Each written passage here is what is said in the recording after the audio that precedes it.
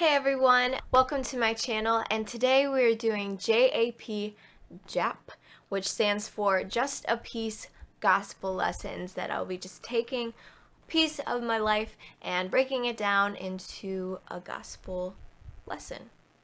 That makes sense, right?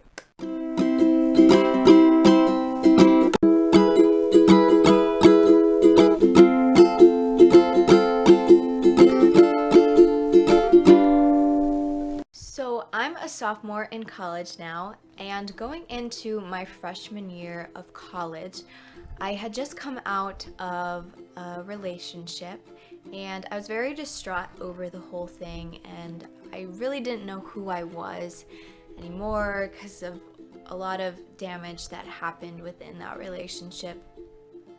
And it was during the first 4 days of my freshman orientation that I really felt this tugging at my heart. And I can't really define it as anything else besides the yearning of the Holy Spirit, or just Holy Spirit in general. And there was this voice inside my head that just kept saying, Gabby, you need to not date for a year. You need to not date, to not pursue a relationship or try to make something happen.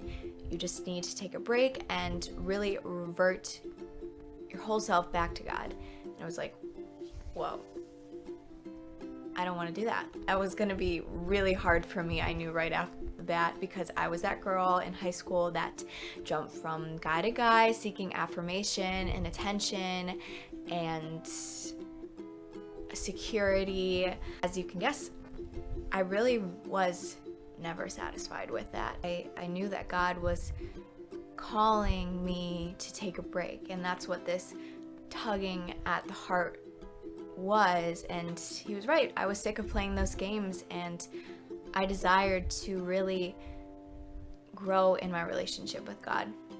And so I took that leap of faith and I said yes, and I prayed and I committed that to God, that I would not date for a whole year. One day during my first semester, I got a meal with my orientation board leader, and she was telling me how each year she chooses a focus phrase.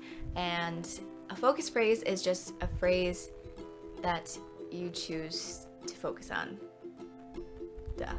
So I prayed about it, and God presented me with the phrase radiant joy. This was really something that I was yearning for, and at the time I don't think I really knew that, but coming out of it now, yes, joy was something that I was yearning for, as something that I believe that I had lost, and I really yearned to have that joy for God again.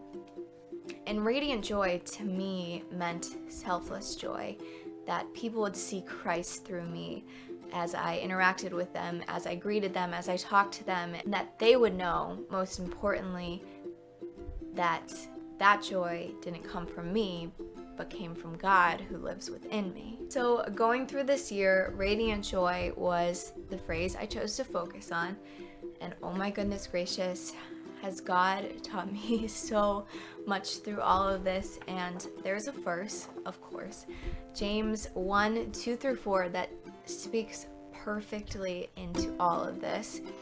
And it says, "Dear brothers and sisters, when troubles of any kind come your way, consider it an opportunity for great joy. For you know that when your faith is tested, your endurance has the chance to grow. So let it grow. For when your endurance is fully developed, you will be perfect and complete, needing nothing." So as you can imagine, after I'd made that decision to seek after God wholeheartedly, Satan just kept throwing everything that he could at me, and still is throwing things at me. And this verse is so real to me because I've seen it actively play out in my life. I've endured so many troubles and tribulations throughout this year. of changing my thoughts to focus on God and not on guys or a relationship, to depend on Him alone, to believe truly that He is enough for me, and to believe that He will always provide for me, and of getting to that point, as James says, of being perfect and complete in God and needing nothing other than Him. The biggest thing I've learned and am still learning is that the real reason I've struggled with all of this is because of the judgment of myself. And the real reason that I felt like I needed to be in a relationship was because I wasn't so sure of myself, and I needed to find worth in other people. And not only would I seek that out in guys, but I also sought that out in my friends. I held myself to this very high Christian standard that wasn't set by God, that wasn't set by anybody else, but only by me because of the way that I judged myself. I would let that control me. And I'm very much a yes girl. I'm a people pleaser, and I say yes to things so people will think I'm nice or to not let them down. And my joy became dependent upon my circumstances to the point where the judgment of myself became the thief of my joy.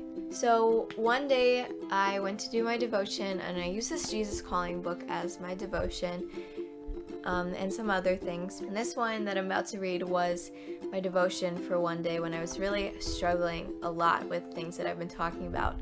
And it says, "You cannot serve two masters. If I am truly your master, you will desire to please me above all others. If pleasing people is your goal, you will be enslaved to them. People can be harsh taskmasters when you give them this power over you. If I am the master of your life, I will also be your first love. The joy of living in my presence outshines all other pleasures.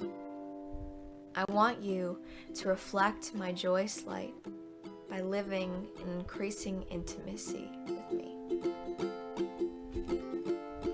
That's crazy. It just spoke completely to everything that was going on in my life. And it's emphasizing that joy is found in God's presence, and that an intimate relationship with Him starts and grows because of His unconditional love for you and me. And in order to spread the light of God, He needs to be our first love.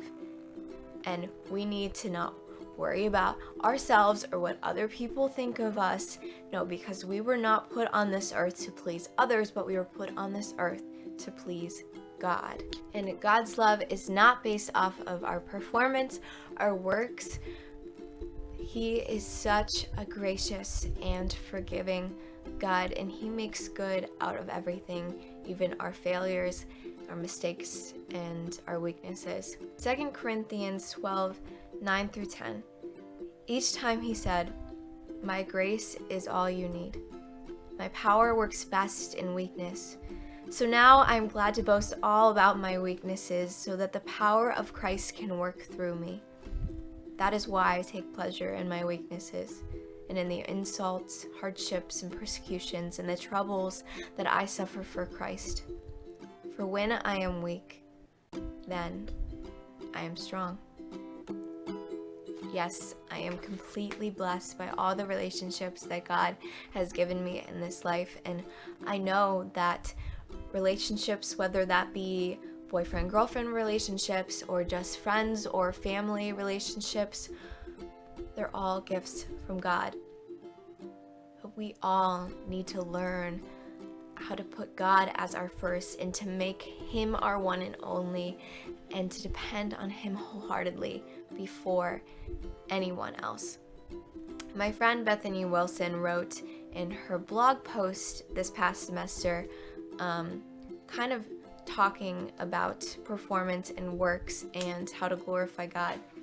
This is a quote from her. "I'm going to stop asking myself how I can make my life better and start asking what I can be doing to glorify God more effectively and enjoy Him more fully. True joy is not based off our works, but it's found in the presence of God. And when we choose to trust and believe and accept that God is more than enough for us, that is when our joy is complete. Alright guys, thank you for watching. I hope that you all have a fantastic week and that you enjoyed this. Please like and subscribe to this channel and continue to keep building the kingdom.